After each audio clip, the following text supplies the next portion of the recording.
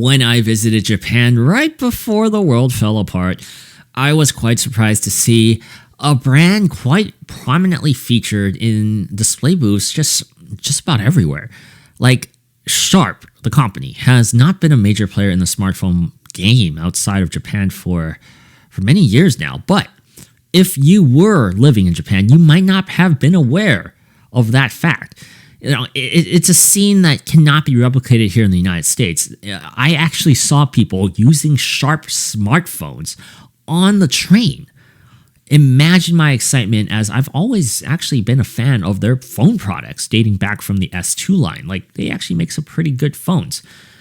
Well-built phones, actually, and they're very enjoyable mid-range devices. This phone is the Sharp Aquos Sense 4 Plus. This phone is actually a better option than a lot of Sharp's bigger name competitors in this price point, except for one thing. For $358, we're getting a Snapdragon 720G processor with 8GB of RAM and 128GB of storage.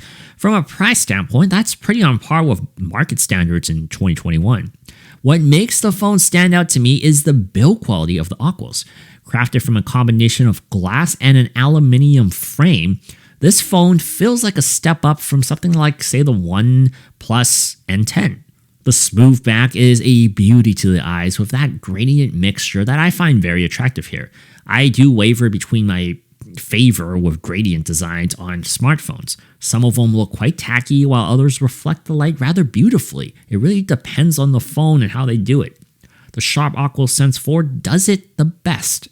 It's subtle to the point where, from a distance, you might not be able to tell that it was a gradient shade, yet up close, it has this really aesthetic premium flair. I dig it. As far as performance goes, the Sharp ships with Android 10, but a month into my review, I actually did get the Android 11 update. It essentially runs off of a clean stock Android experience with some software convenience tweaks. Of all the little quirks included on the phone, which I did demo in the unboxing video, so you click that to check that out. The auto-scrolling feature is really the one that I use the most. It's not force-fed to you, and you can decide what benefits these additional software features can actually provide you and choose if you want to use them or not. All in all, I like how Sharp presents Android, and that pushes through to the operation of the phone.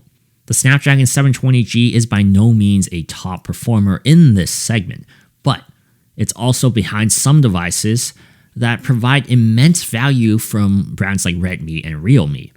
At this price point, the Aquos Sense 4 Plus performed exactly as I'd expect. I'm able to play all of my mobile games to the satisfaction I'm used to. Navigation of apps and web pages flow seamlessly without lag. The animation for these transitions are smooth and add to the overall experience rather than detract from it like a lot of other budget phones and how they incorporate it. What really ties this all together in regards to performance is the 4120 mAh battery.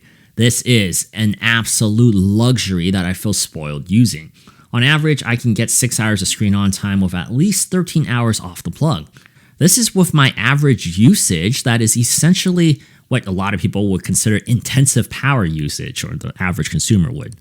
I'd estimate a normal person could probably get like 3 days off of one charge, and I'm not really exaggerating. Like, I'm thoroughly impressed with how I don't have any compromises at all when it comes to using this phone the way I want it to, and I can do what I want it to do when I want to do it.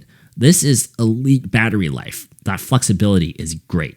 I'm also very happy with viewing this large 6.7-inch IGZO LCD display. It's a 1080 by 2400p display with 393 ppi, and because of the implementation of IGZO to the display, the colors are quite satisfying to look at. They're saturated accurately, and the experience overall is just very vibrant. I love it. I believe this is also what contributes to the excellent longevity of the battery. That's what IGZO is supposed to help with. A native 90Hz refresh rate is supported, but pushed up to 120Hz for touch sampling. It's more commonplace nowadays to get these higher than 60Hz refresh rates on mid-range devices. So for consumers like us buying these phones, it's nice future-proofing for us to get here. If those things I've talked about are all you care about for your next smartphone, then this is, in my opinion, the best mid-ranger to get. I enjoyed using it more than I did the OnePlus N10, and that much I can tell you right off the bat. Of course, that isn't the end of the story, as we haven't touched the cameras yet. 4 cameras occupy the rear: a 4-megapixel f1.8 wide sensor, a 5-megapixel f2.2 ultra wide, a 2-megapixel f2.4 macro, and a 2-megapixel f2.4 depth sensor. Video records up to 4K at 30 frames, which is pretty much standard now for smartphones. There's no gentle way to frame this, both literally and figuratively, other than it sucks. The Aquos camera results are atrocious. The shutter is slow to take pictures. The shutter is slow to focus. The sensors have an extremely difficult time deciding what to pick to expose. More often than not, it actually decides the wrong thing. The pictures in not overly lit situations come extremely grainy and oftentimes out of focus at the slightest of movements. Imagine setting your shutter speed too low and trying to take a clean handheld picture. That's what it feels like on default auto mode. It's bad to a fault, even though the shutter speed on default is perfectly acceptable, at least from what I've seen of it. What it appears to me is that the overall camera experience is just tattered in insufficiency. Like, for example, I just don't see enough light being let in through the aperture. At something like f1.79 in an essentially washed out room with overhead lighting, the camera shouldn't be struggling this much at ISO 250. This is as close to unusable quality as a mid-range camera can offer. Look, I'll be the first one to admit I'm not much of a mobile photographer, so my camera app isn't open daily. I actually carry a DSLR or a mirrorless with me at all times. For someone like me, I can appreciate what the sharp Aquos Sense 4 Plus does well more than I am dissatisfied with what it does horribly. However, I cannot deny that smartphone photography is a must-have feature for a majority of smartphone users, as that is their main shooter or the only shooter they have.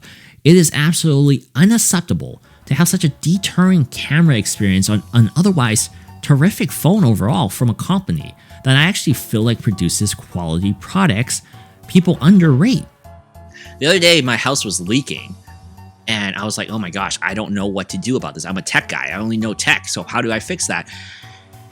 And then you subscribed and it fixed it, so thank you.